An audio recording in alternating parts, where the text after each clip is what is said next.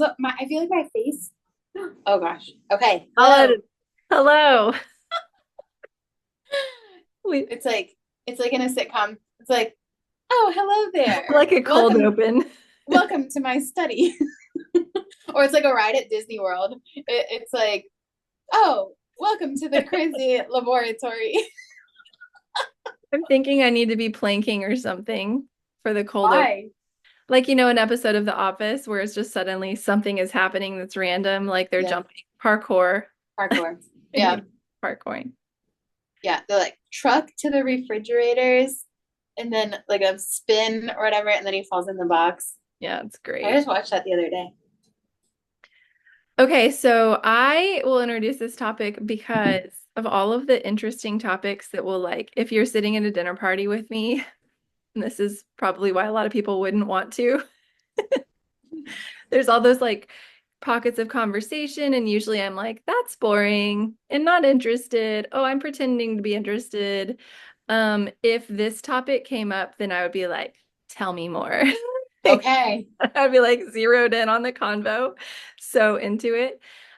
So cults, high control cults is the topic. Yes. Just cannot get enough of this kind of topic.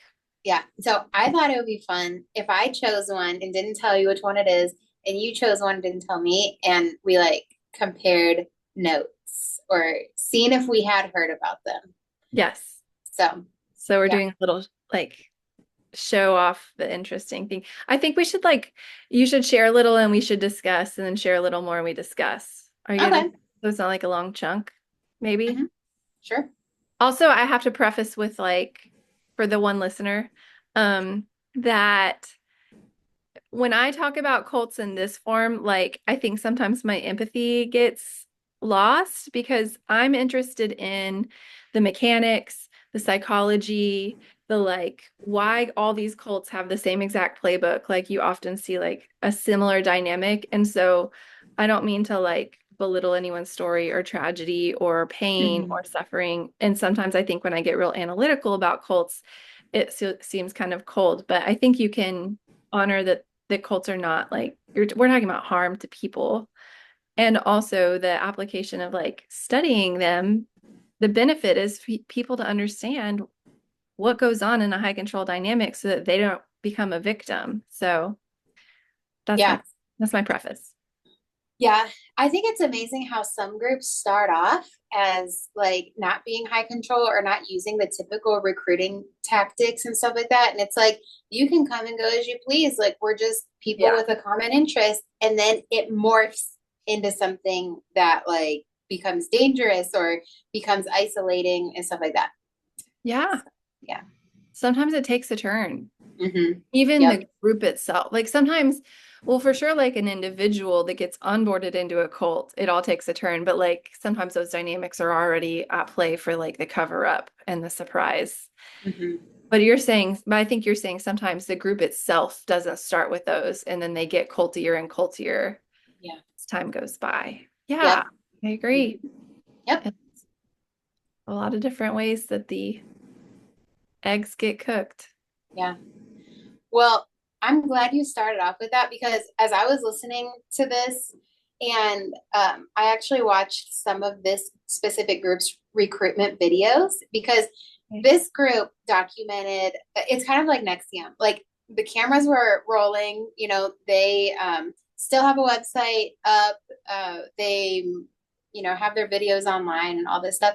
So, like, as I was watching it, I was like, okay, remember that when you're talking about people's stories you have to be respectful and empathic and stuff, and it's a lot of times when you hear about the beliefs or the cult, it's like who would believe this garbage, like why, like this sounds absolutely ridiculous, why would you stay, or like why would you listen to this person, or like watching a recruitment video, this guy looks nuts, but as I looked into like the leader's background, I was able to have more empathy. But okay, can I just tell you what group I chose? Please start Okay, your demonstration. okay, because I'm just like getting into it, but like I'm like giving you all these spoilers. Okay, Okay. I chose the Heaven's Gate group. Do you know Mm, about them? I have read a book about them. Okay, all right. Well, I figured that you would have known. Um, Okay, wait. You know who I think highlights them is Yanya Lalich uses them in her Cults in Our Midst book. So this okay, will be fun though. It'll still be fun because I have my own like takes on the group. Please go ahead. okay. So, I have to admit, I didn't do like a super deep dive or anything like that. I forgot the name of it because I looked into this group years ago, and I actually like forgot the name. Every like the biggest events with them happened when I was very young, so it's not like I remember the breaking news coming out or anything like that. Like, my parents did or anything. Um, but all I remembered was the black Nikes. Okay, Yeah.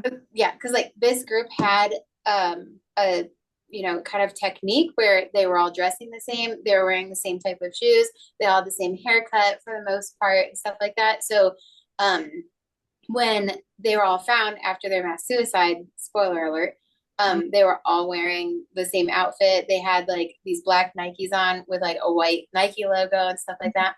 And Nike later discontinued that shoe design actually because it became like so iconic to these terrible events, you know? Yeah, that really shook up the wider culture. That Yeah. as it would. That was a Yeah. news Yeah, story. because I mean, the media story was people are going to these UFO curiosity meetings and they're disappearing and they are abandoning their families and stuff like that. So I watched the leaders. His last name was Applegate.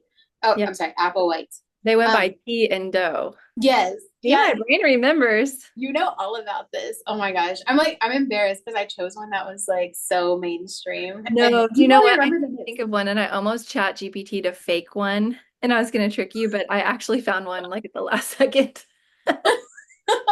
That would have been that would have been so funny because I would have totally been like, I had no idea. Because they're all very similar in a lot of Oh my ways. gosh. Like chat GPT, invent a cult, and then it comes out with this paragraph and you're like, no, make it cultier. And then it's like, no, add an element of like X, Y, Yeah. or Z. Oh my gosh. I did That that would be for my entertaining. webpage. I was making my like about my therapy practice webpage, like that paragraph, and it was helping me. And just for fun, I said, now write this as if I'm a cult leader. And man, I gotta tell you, it was pretty Oh my it was gosh. upsetting. Oh my gosh. Um, okay, so in my like research that I did, and I use the word research lightly in this specific context, um, I ended up watching a YouTube video by a YouTuber named Summer Sanchez, and it was so enlightening because that uh that presentation or like that video that I watched really delved into Marshall Applegate's kind of like develop Applewhite. I keep messing up his last name. Sorry. Okay. I'm thinking Heaven's Gate and then like Applegate, right? Okay. Anyways, the leader, Marshall Applegate, who went by Doe, um, he had a really interesting background and there was so much religious trauma involved that Yeah, I was like, oh my gosh, like to to boil it down, and I don't think you can like completely boil down a person's story, but sure. like some of his mental health problems and stuff really developed because he was struggling with his sexuality. He was in kind of like heteronormative, straight presenting relationship and everything like that. So like him having that struggle and being like the son of a Presbyterian pastor and like being involved in the church itself and him being kind of like, in the spotlight with like his music career and like all this religious stuff.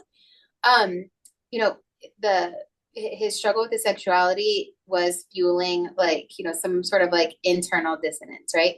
Then the scandal came out where he was involved with a male graduate student and then like he had to move jobs and like all this stuff. His wife ended up leaving him with the kids and everything like that, and so he found himself in like a mental hospital, and a nurse that worked there who later became his like counterpart in this group, she presented like all these ideas to him, and she was like already involved in like metaphysics and all this stuff.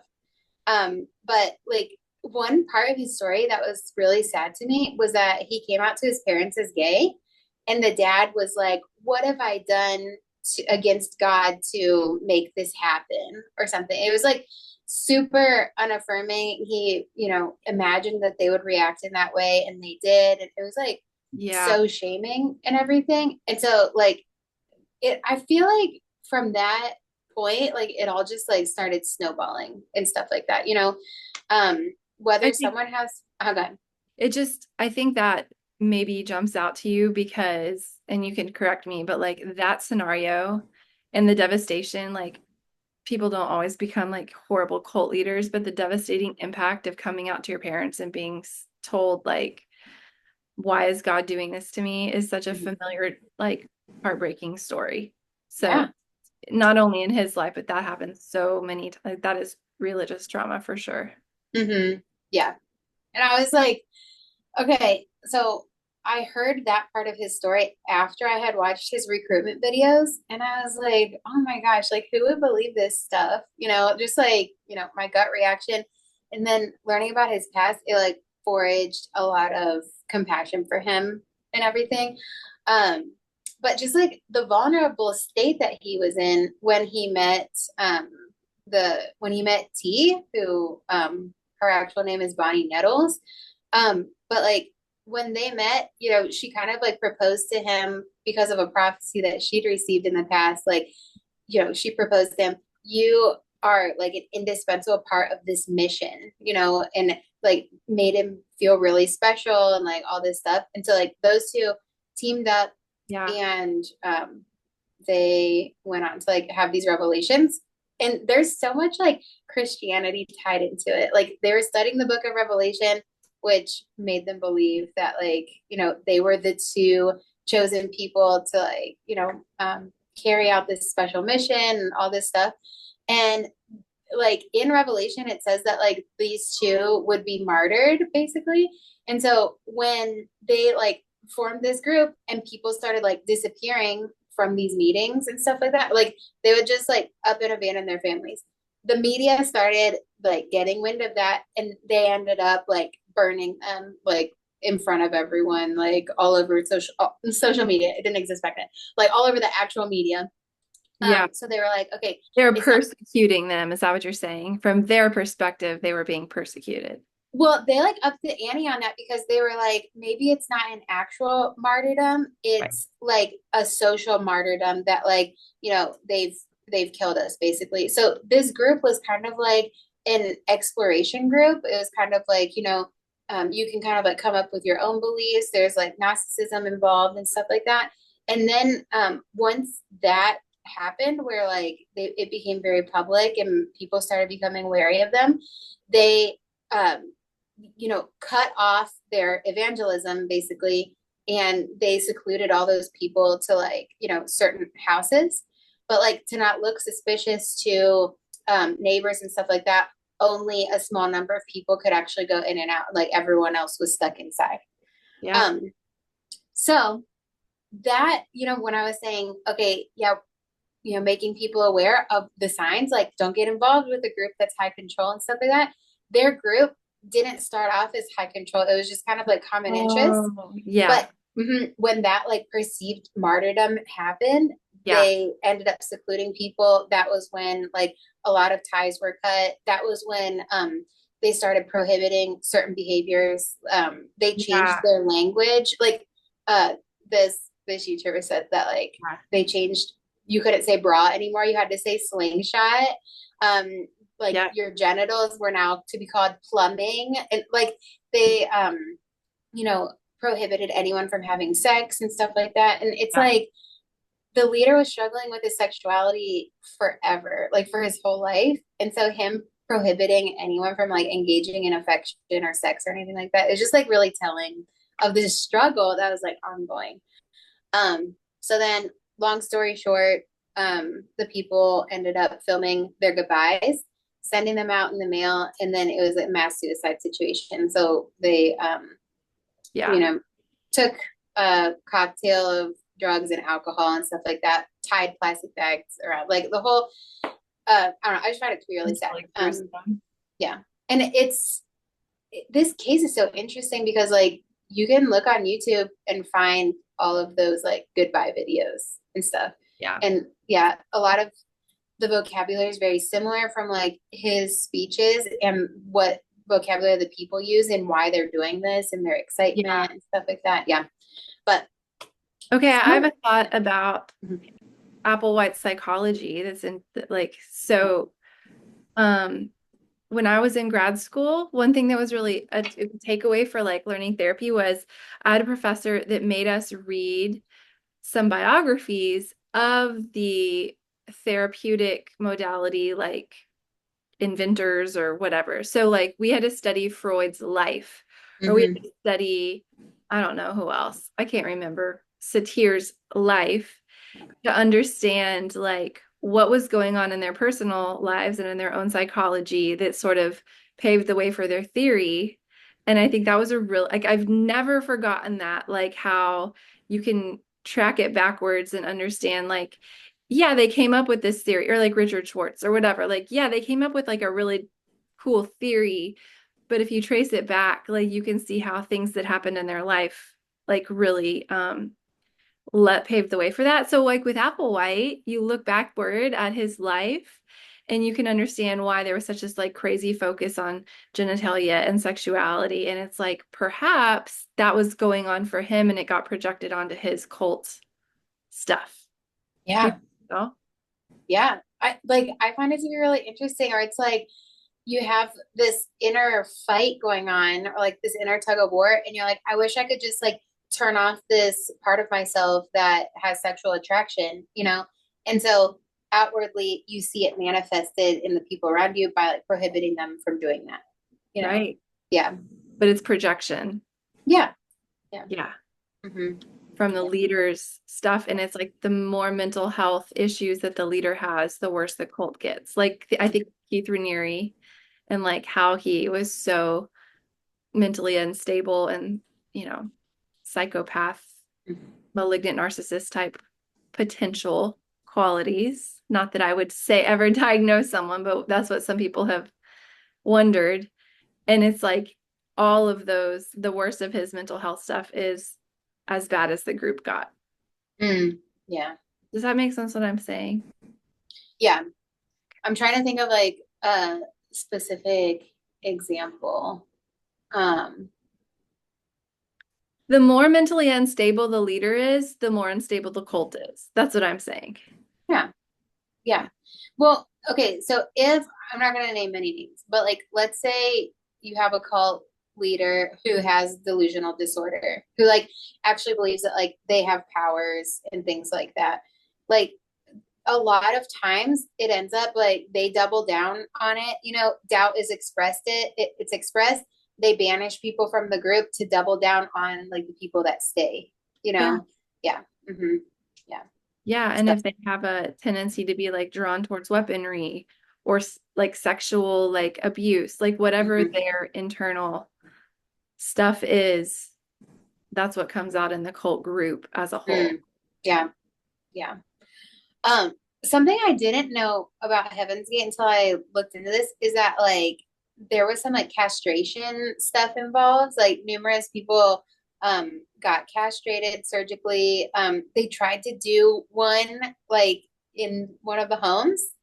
And they're just like, I don't know, looking into his mind would be so interesting. It's like if you could bring him back to life and talk with him, you know, like they're just like little quirky things that are almost like funny in a way. Like, for example, um, for them to be able to, like, if there was any legal implication, so they wouldn't get in trouble for like medical malpractice or something, they put a sign that said Mexico on the room where the castration was happening, so that like if they were questioned at all, they could say it happened in Mexico Oh because gosh. yeah, because that sign was on the door. Like that, that's just like Interesting.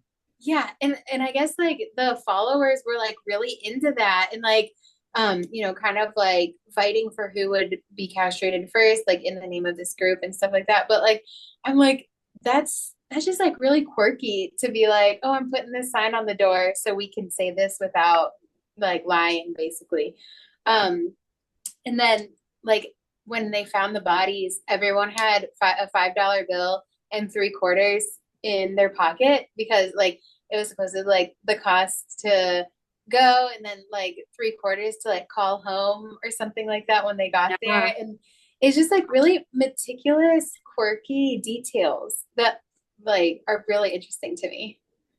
Well, I feel like the story that got built into the people's heads and the Yeah. rehearsal of leaving, like they rehearsed getting called home by the alien Mm-hmm. UFO over and over. And then they had this just elaborate story about what they knew for sure was going to happen. And then the leaders just kept feeding them details. And like at the same time, they're depriving them of food and sleep and normalcy and family. And so that everybody just got so far detached from reality. That's troubling to know that humans can be that detached from our real world. Mm-hmm. Yeah. But I mean, if you look out into the real world and there's this question of reality, like it's not that uncommon. Mm. It's a lot of people. Yeah. I don't know. I I think it's like a really powerful tool when like they change your name, they, change your diet, they change how you spend your time, they change where Yeah. you live, who you're able to be in touch with, and stuff like that. But like with them, the apparently the whole time it was like you can leave if you want to, like or the worst consequence that could happen if you like broke a rule or something like that is that you'd be asked to leave. Like they were never violent or like there weren't any records of like physical abuse or anything like that in the group. But um yeah, I think it gets nuanced sometimes, especially when people are looking for belonging, you know. Yeah. Mm-hmm. And you're like tapping into maybe some oxytocin or endorphins that are feeling good. Like the more it's like it's counter to what is adaptive, which would be your nervous system is like, these people are not safe. This is going to harm me. But something flips. And it's like the further you disconnect from yourself and more you listen to the leader, like it's soothing something to be further and further disconnected. It's like Mm-hmm. the reverse of our instinct. Yeah.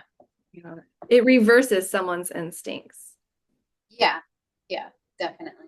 Yeah. until till the point when something so harmful to them, even like dying, is the ultimate like good thing.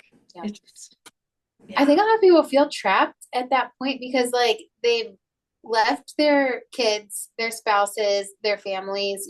There were like parents groups forming to like look for the members and stuff like that, which was like really annoying to them and stuff. But it just gets to be a situation where, all your eggs are in one basket, and they're telling you you can leave if you want, but it's like you've kind of cut off anywhere the person could go, you yeah, know? Yeah. So I know. sucks. It does suck. It's such Yeah. a tragedy. I Hmm. do feel really empathetic and not, I mean, it's also like the playbook is interesting. It's usually so similar the way that people Hmm. are rooted and persuaded to stay, but Yeah. not here. Okay. Well, I wanted to make one little last tidbit of connection with Okay, this. go. I thought it was interesting that they called their bodies vehicles and they said that they had like kind of like an alien spirit, if you could use that wording. And like it was just like trapped in these vehicles, So like when Bonnie passed away, was it Bonnie? Is Yeah, that I her? was. Yeah, okay. Sorry.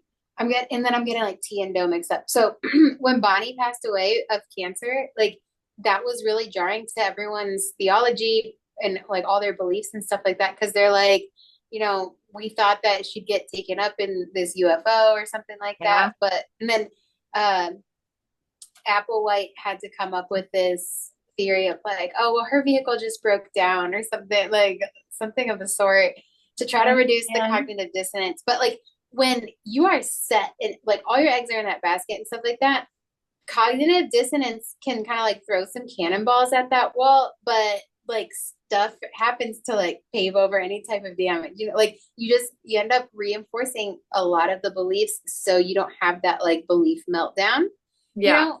Um Yes. like that could I think cognitive dissonance could be a episode in itself. Like because there's really powerful psychological ways that we avoid cognitive dissonance. And, having people be like, something's not adding up here is kind of, Yeah. yeah, it's threatening. But, oh, the little tidbit I wanted to add. So they call their bodies vehicles and stuff like that. I think it's interesting that in Scientology, there's similar language. Like when someone dies, they say that they drop their body, Yeah.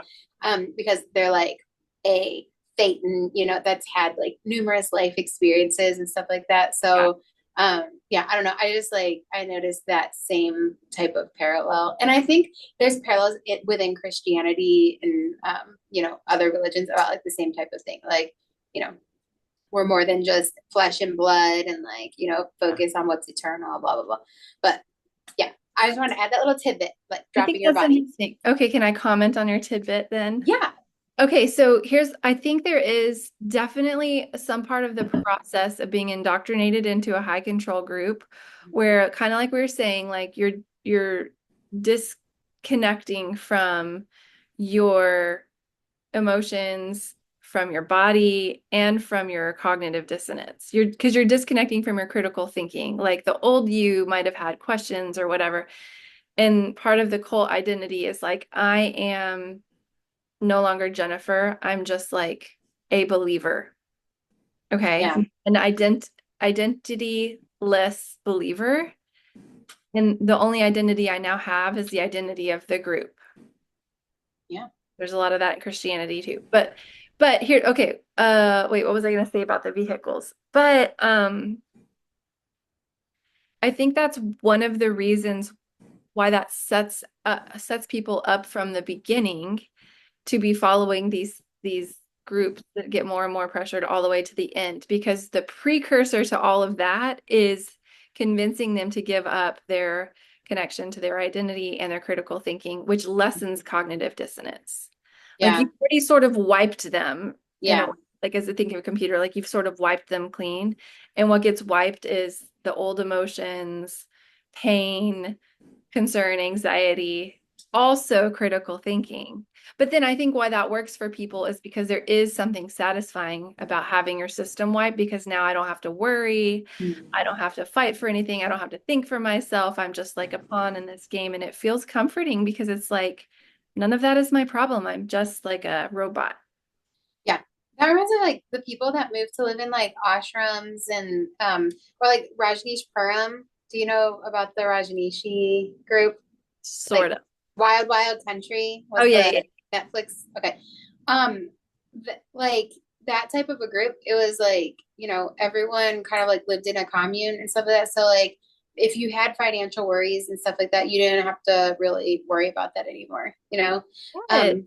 But like in these groups that like ended up like things came to a head basically, it's like in those initial like UFO like common interest meetings and stuff like that, had it been presented like you have to wear the same clothes as us, you have to cut your hair, um these men need to get castrated, and you have to live in this house and never leave, like no one no one would sign up for that, Yeah.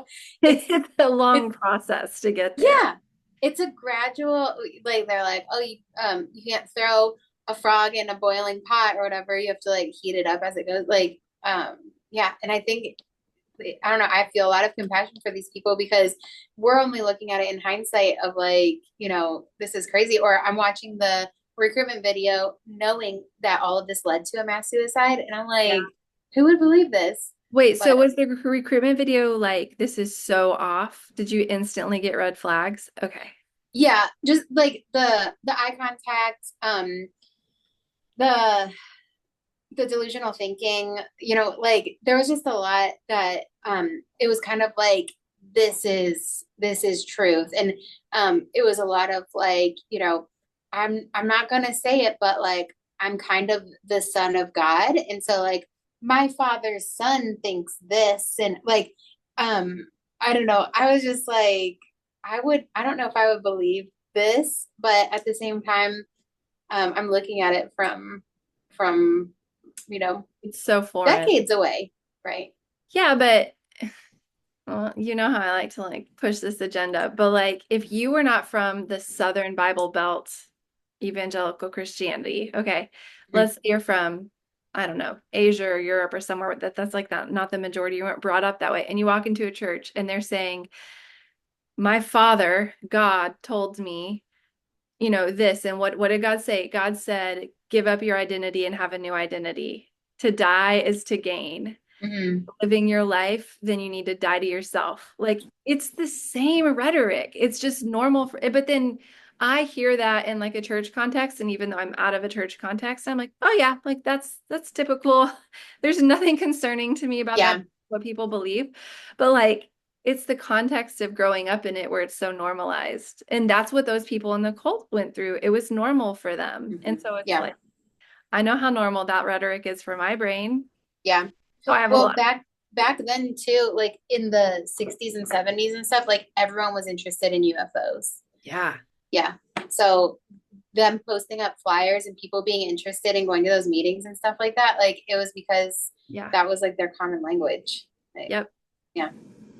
Okay, I want to hear about your group before we run out of time. It's okay. I can do mine faster. Okay. Wait, Okay. how long have we been talking?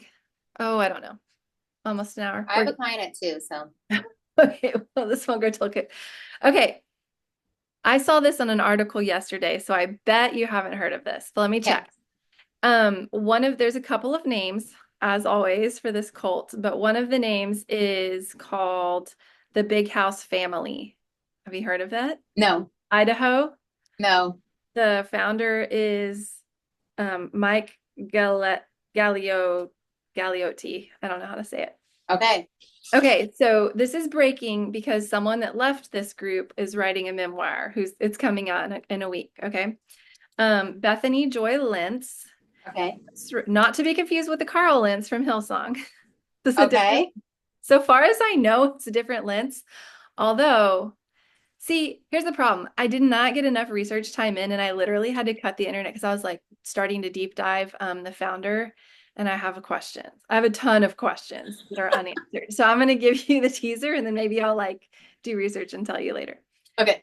Okay, Bethany Joy Lentz is famous. She was in One Tree Hill. Okay. I never watched that, but I know it was like a big show. Okay. Yeah.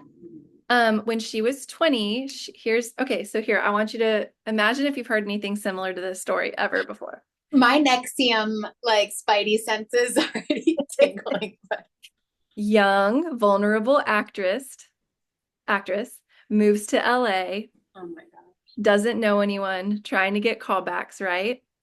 Her roommate invites her to a Bible study. Oh my Here's gosh. where it comes. Christian turn is also Okay. it's also very the dance cult. Yes, the Dancing with the Devil. This one is very similar to that, in my Oh my opinion. gosh. Okay, so she's Okay. looking for community. She goes to a Bible study with her roommate. This is always how it happens. It's a roommate invites you, right? And it just so happens that the son of the pastor starts coming around to the Bible study, and now the dad, the high control pastor, is gets involved. His name is Mike, and eventually he convinces multiple people in that group to move to Idaho to live in a commune they call the Big House Family. And so Bethany just goes deeper, this is how it happens. First, it's a Bible study. Now it's a group that's getting stronger and stronger. Now there's a dad pastor who's sort of like mixed up with these young kids and convincing them he knows what they need and he has Jesus and the truth. So she ends up moving out there. Not unlike most people who this happens to, they convince her to cut her family off. She starts losing contact. Hmm. Time goes by, she gets married to the pastor's son. So now she's in really deep. They start exploiting her. And in the article I was reading, she says that she ended up giving them $2 million over Wow. she was with them and basically bankrolled the cult is what my assumption is. Um, in Idaho at the like commune, like this is also so similar to so many stories. Like it was pitched to her as like this like religious spa experience where like it was gonna like give her a break from Hollywood. Doesn't that sound familiar? Oh my gosh. Yeah, it's so similar. This reminds me of the book about Scientology. by Jenna Miscavige. Like there was that kind of thing like we'll take you away from all this stress for like this experience or whatever. Yeah. Ugh. And bait and switch because instead of a retreat, they're just pulling you in deeper. Oh, Mm. she claims this happens to her, and I've heard this in multiple cult examples. She claims that she was given what they called cough medicine when she got there to the retreat, and she passed out for 36 hours, and it was really oxycodone, I think, or Oh, something like that. okay. So they drugged her. If you read Stephen Hassan's book about the Moonies, he talks about how common that is. Hmm. Wow, they get you on a retreat or they get you out of town, and that there's a substance drugging whatever that gets you in a different state of mind. Well, right now, the executives that were involved with Abercrombie and Fitch, like back in the day, they're in trouble for like human trafficking and multi-state prostitution and stuff like that. And that was the same thing, like Yeah, drugging people and giving them all kinds of substances and stuff like that, or like um, what is it, Diddy or whatever? Like same. that's all those Bill names and stuff Cosby, like like that. all Like those yeah, there's yeah. ugh, dang. I mean, because that's how it's an easier access to a victim if they're drugged. It's so sad, Elisa. And then all the blackmail that comes out as a result, like, people threatening that their careers will be ruined or like, we're going to release these videos. And, someone like her, like, she had a lot to lose. Absolutely. Yeah. And even when she was filming, like there's a little excerpt that was so similar. Like she was filming One Tree Hill while some of this was going on. And the cast like got a house together or something. Like there was like a communal, like, but like positive, like they were sharing a space. And she Mhm. was like told by her group to live separately. So Mm. that, and like that's the same playbook to keep the person isolated and not in contact Wow. with anyone outside of the group. And then the last part of it, let's see. So it just got worse and worse, cultier and cultier. Her marriage started to get abusive. She got told sex on a schedule with her husband was like controlling, like you have to be sexually available at his schedule. Like that's straight out of evangelical Christianity, according Mm. to me. Not that all evangelical Christianity, but like for sure, like a pressure on women to be sexually available is par. But anyway, high control.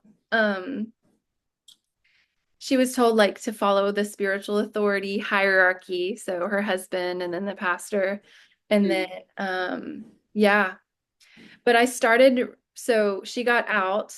She had gotten pregnant and had a baby and got out. And she is now free and like sued for custody of her daughter. And it's been like, I think almost a decade since she got out, and now she's writing a book. Dang. I didn't know about that. The book is called Dinner for Vampires: Life on a Cult TV Show While Also in an Actual Cult. Okay. Like she's saying she was the dinner, which is true. Dang.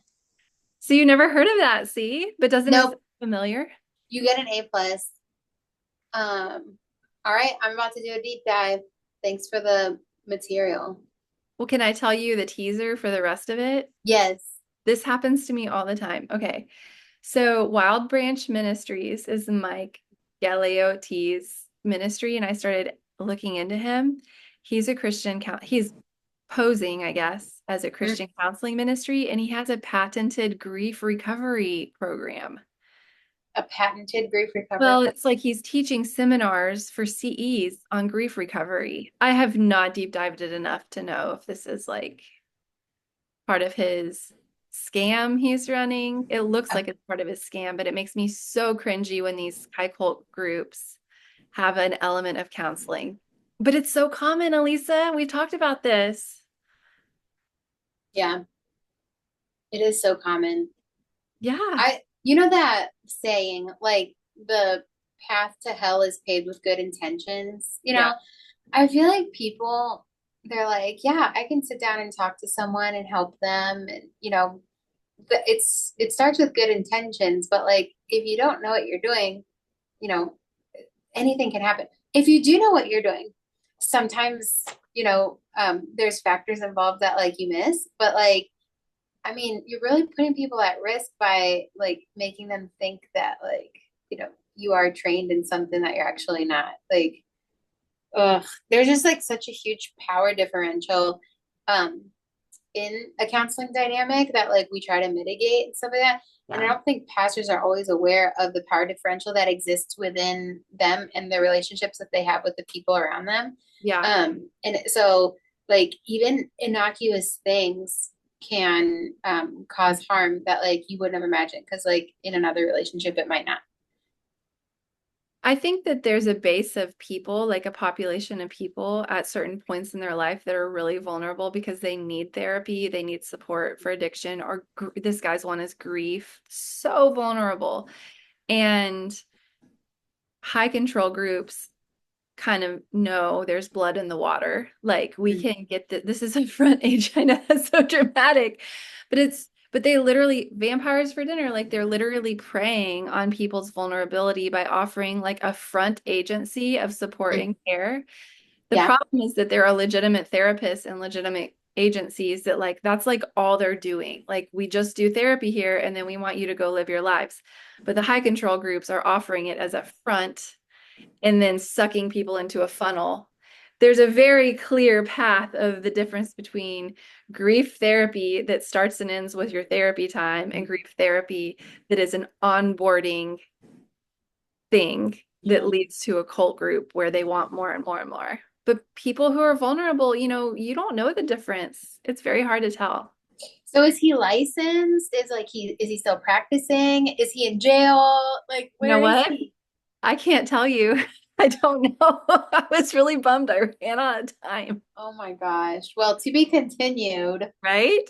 Yeah, it's going to be interesting. Ooh, how interesting. All right. Bookmarking that. Yeah, Yeah. have fun on that rabbit trail. Um, so all right, here's a connection between that, Nexium, Scientology, and Heaven's Gate. Okay. Look at how like the vulnerable people that were attracted to this were aspiring actors, aspiring creatives, the Dancing with the Devil cults, they were all people that were very talented and, had music careers going or had dance careers going, acting careers that like these people were performing and all this stuff. And like a lot of this was going on in the background. Like it's a common thread with all of these groups that like they attracted very creative and talented people. Yeah, absolutely. Yeah. Yeah. And like you can't blame like the common denominator like, oh, creatives are more susceptible to X, Y, or Z or something like that. But I think it's very strategic to involve people like that because like they see people as like a commodity, a source of money. Yeah. Yeah. It was strategic in Nexium and Scientology, like everywhere. It was a strategic thing. Well, I think the cult groups will capitalize on whatever resources are there to capitalize on. So if they see someone who's not that talented, but like the Brahmin sisters, what's the right word? It's not Brahmin. Bronfman, I think. Brahmin, whatever the Claire and yeah, I know her name was Claire, but those sisters were recruited for their money.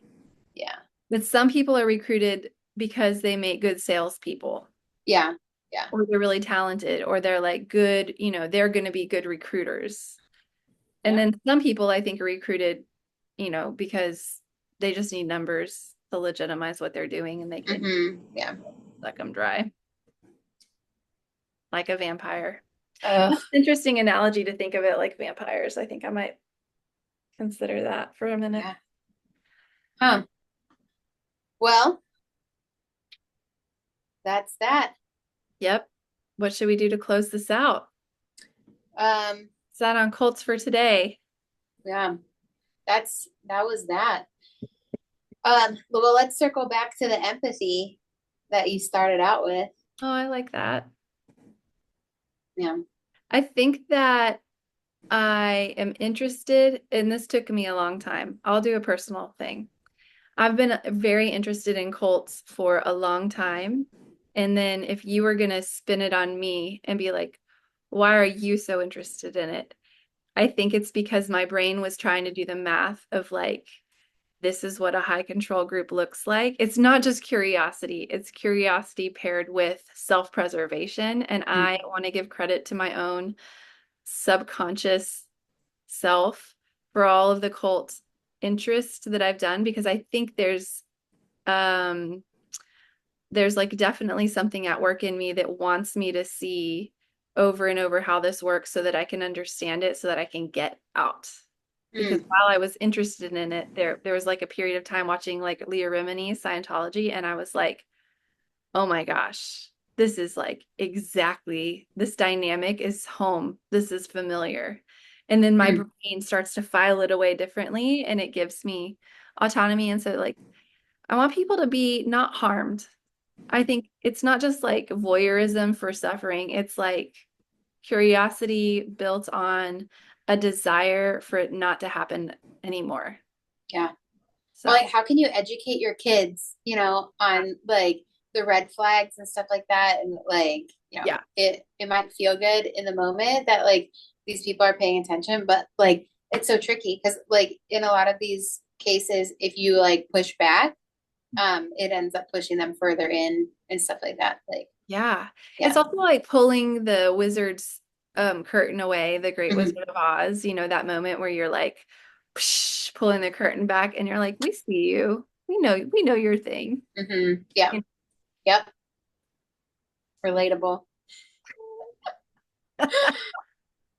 Well, tune in next time, listener, and we will see you there. So glad to have Here. you here today. All Uh, right. Peace out.